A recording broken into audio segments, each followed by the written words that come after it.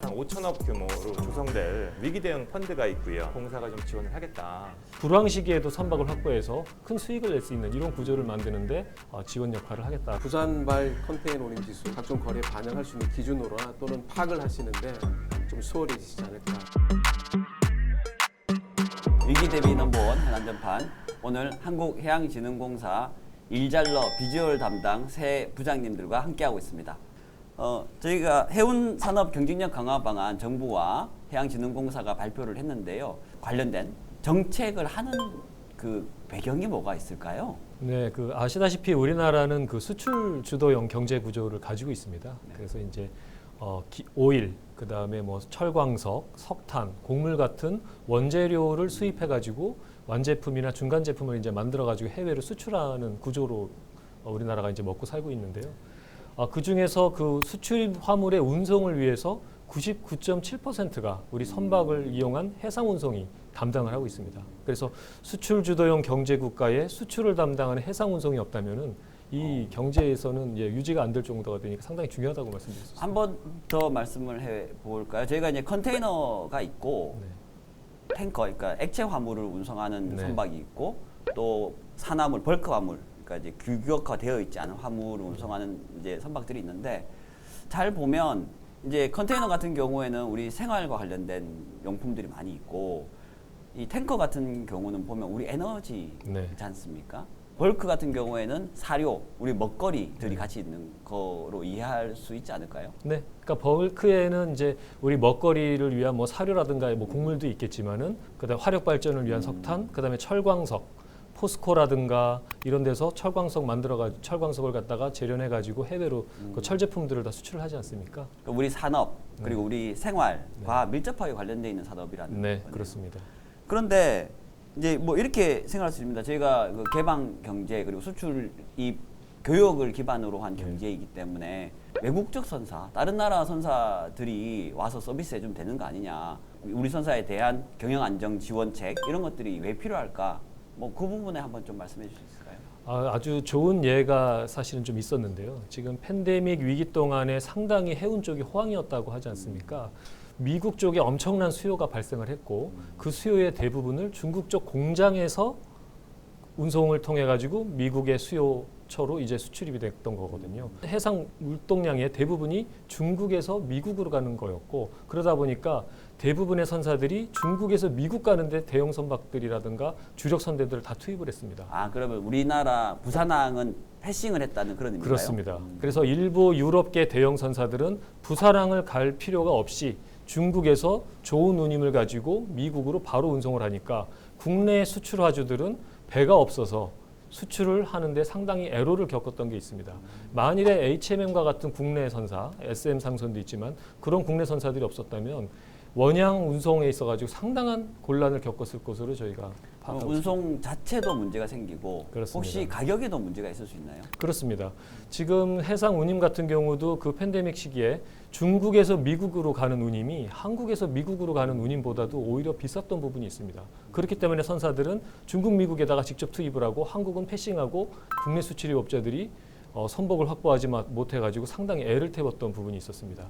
그때에 HMM이나 SM 상선 같은 국내의 원양 선사들이 엑스트라 로더라 그래가지고 추가적으로 기존에 없던 배까지 확보를 해가지고 추가적인 스페이스를 만들어서 수출입 지원을 했던 그런 지금 기록이 있습니다. 사실 운임이 올라간다는 얘기는 결국 우리나라의 수출 가격에 수출 물량의 가격 경쟁력을 낮추는 거기 때문에 저희는 우리나라 해운사, 국적 원양 선사라든지 기타 다른 어떤 이 컨테이너 선사라든지 이런 선사들이 반드시 존재해야 되고 그들의 경쟁력이 어떻게든 높아져야 한다. 이렇게 지금 생각을 하고 있는 중입니다. 그러면 이렇게 보면 되는 거네요. 무조건 국적 선사가 있어야 된다는 게 아니고 경쟁력 있는 국적 선사가 있어야 된다. 그런 걸 하기 위해서는 여러 가지 정책을 할 수 있는데 이런 안전판 같은 것도 필요하다. 이런 말씀으로 이해하면 되겠습니까? 아까 말씀드렸다시피 우리나라 같은 경우는 지정학적인 위치 때문에 실질적인 위기도 발생할 수가 있습니다. 그러니까 예를 들어서 북한과의 지역 분쟁이 발생했다든가 이런 부분에서 정말 위기 대응을 하기 위해서 정부에서도 국가 필수 선대 제도라고 그래가지고 우리나라 해운 선사들이 가지고 있는 배를 지정해서 그 배들 중에 일부는 국가 위기 상황 시에 전략 물자의 수송이라든가 이런 역할을 담당하는 부분도 있거든요.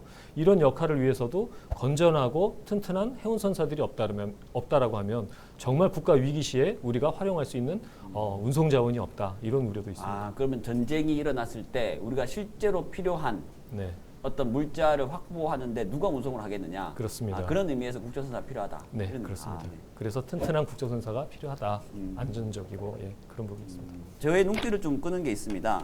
해외 주요 거점 항만의 터미널과 공동물류센터 확보에 대한 내용이 좀 있는데요. 이 부분은 저희가 이제 초기 이제 저희가 공사 업무를 시작할 때 해운 기업 이제 지원 중심으로 역할을 해오다가 조금 확대되는 느낌이거든요. 이 부분에서 좀 설명해 줄 수 있을까요? 팬데믹으로 인한 뭐 물류 대란과 뭐 미국 쪽의 막 항만 적체 이런 문제로 인해 가지고 계속 공급망 이슈라는 뉴스를 상당히 많이 들었습니다. 네, 맞습니다. 특히 우리 한국 사람들뿐만이 아니라 이제 그 미국에서도 대통령까지 나서서 지금의 문제는 공급망 이슈다. 뭐 인플레이션도 공급망 이슈다 하고 해갖고 이 공급망 얘기를 많이 했는데요. 이것이 미국 내륙의 레일웨이라든가 트러킹이라든가 이런 내륙 운송을 통해 가지고 물류 디스트리뷰션이 이루어져야 되는데 거기에도 팬데믹으로 인해 가지고 철도 노동자, 트럭 드라이버 이런 부분이 상당히 인원이 감소하다 보니까 빨리 대체하지 못했던 부분이 있습니다. 그러면 우리나라 기업들이 그런 물류 네트워크를 이용해야 될 때 네. 제때 이용하지 못하는 그런 문제가 생기겠네요. 그렇게 하다 보니까 국내 수출입업자들 같은 경우는 어떤 생각이 드냐면 야 미국에서 저런 공급망 이슈로 내가 수출하고자 하는 물건이 미국에 있는 소비자들한테 제때 조달이 되지 않는다면은 미국 내에 빨리 우리가 물류 시설을 확보해 가지고 어느 정도의 재고를 확보해야 되겠다. 확보해야 된다. 그래서 과거에는 재고를 뭐 2주, 3주치 요 정도 재고를 확보하다가 앞으로도 어떠한 상황이 발생할지 모르니 최소한 3개월치 6개월치 정도의 재고는 확보를 해놔야 미국 내의 소비자들의 수요에 즉각 대응이 가능하지 않겠느냐라는 생각을 하게 됐고요. 그것 때문에 이제 국내 화주사들, 또 제조사들, 그다음에 물류업체들이 미국 쪽에다가 물류센터라든가 물류시설이라든가 이런 거를 확보해야 된다라는 생각들을 하고 있고 그런 일들이 지금 진행되고 있습니다. 근데 지금 현재로는 미국 쪽에 있는 물류시설의 가격이 굉장히 지금 높은 상태지 않습니까? 네. 그러면 우리 화주사나 네. 물류사들이 쉽게 이거를 이렇게 확보하는 데는 좀 어려움이 있을 수 있겠네요. 그렇습니다. 그것 때문에 이제 미국 동부 그래서 서안 쪽의 적체 때문에 선사들이 많은 배를 미국 동안 쪽으로 파나마 운하를 통과해가지고 우회해서 그쪽에 있는 동부 쪽에 있는 항만을 이용해가지고 뭐 예를 들어 운송해 조지아 항만 이런 데 말씀하시는 그렇습니다. 거죠. 제가 다녔던 데가 이제 그 조지아 주에 있는 사바나라는 사바나, 이제 네. 사바나 쪽으로 이제 상당히 많이 들어가고 있고요. 근데 그 사바나 쪽에는 이제 우리 국내 선사들과 국내 제조업체들도 많이 진출을 하고 있는데 저희의 물류시설이라든가 저희의 터미널이라든가 이런 부분이 없습니다. 그래서 요거를 국내 선사들과 국내 화주들을 위해서 공사가 지원해가지고 좀 터미널과 물류시설을 확보할 수 있는 방안은 없을까 해가지고 지금 검토를 하고 있습니다. 그러면 우리나라 화주 기업이나 물류 기업들 선사들이 같이 네. 어떤 물류시설을 확보하려고 할 때 네. 약간의 보증이라든지 약간 금융 지원이나 이런 식의 지원을 하게 되는 거죠. 그렇습니다. 공사가 이제 뭐 선사와 아니면 화주사하고 물류사하고 직접 공동 투자를 할 수가 있고요. 아니면 이제 외부에서 은행 대출을 받을 때 공사가 지원을 해줄 수도 있고 그런 다양한 지원이 가능합니다. 또 하나를 더 보자면 사실은 우리나라가 이제 세계 1위를 계속 유지하고 있는 조선 산업이 있는데 사실 이 해운과 조선은 뛰어놀 수 없지 않습니까? 어떻게 영향이 있을까요? 해운 산업이 사실은 바다 위에 고속도로를 짓는 거고 그게 결국은 인프라이기 때문에 인프라 사업을 갖다가 그러니까 잘 갖추고 있을 때 그럴 때 사실 그 나라 경제가 원활하게 발전할 수 있다 이렇게 지금 보고 있고요. 사실 이렇게 하다 보면 여러 가지 이슈가 있을 수는 있습니다. 저희가 직접적으로 뭐 조선을 지원한다 뭐 이런 부분들은 법적인 이슈가 있을 수 있는 부분이긴 하지만 저희가 간단하게 얘기하자면 여기서 자연스럽게 친환경으로 저희가 주제가 옮겨갈 수 있거든요. 네.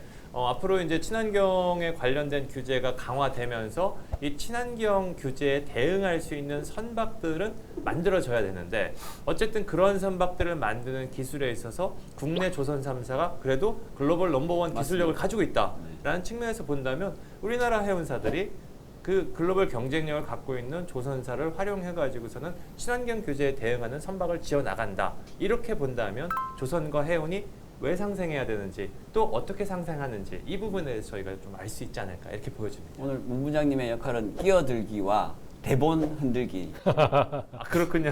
대본과 관계없는 얘기를 제가 계속 하고 좀 있군요. 좋아하시면 좌장을 하셔도 될 것 같아요.